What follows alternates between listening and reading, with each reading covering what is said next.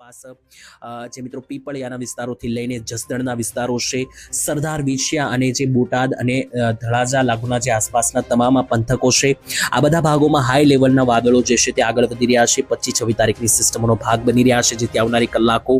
આ ભાગોમાં પણ ભારે બની શકે, માવઠાની શક્યતા બની શકે. ઉપર મિત્રો જોઈ લો તો મોરબી, સુરેન્દ્રનગર, હાલવડ અને જામનગર આ ચારે ચાર જે દરિયાકાંઠે આવેલા મિત્રો પંથકો છે, જેમાં ખાસ તો ચોટીલા લાગુના વિસ્તારથી લઈને હાલવડ, મોરબી,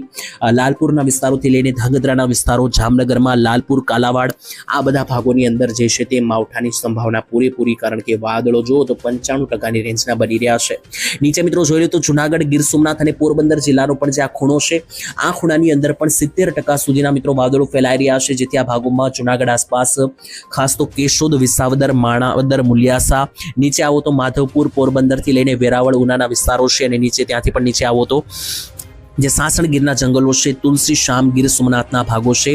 આ બધા ભાગોમાં જે છે અત્યારે હાલ પુષ્કળ પ્રમાણમાં વાદળો છે, જેથી માવઠાના પૂરેપૂરી શક્યતાઓ બની રહેશે. મધ્ય ગુજરાત ઉપર પણ વાત કરીએ તો મધ્ય ગુજરાતની અંદર પણ તમે લાઈવ જોઈ શકો તો અમદાવાદના વિસ્તારોથી લઈને જે ઉપર મિત્રો વિરમગામ સહિતનો જે પટ્ટો છે,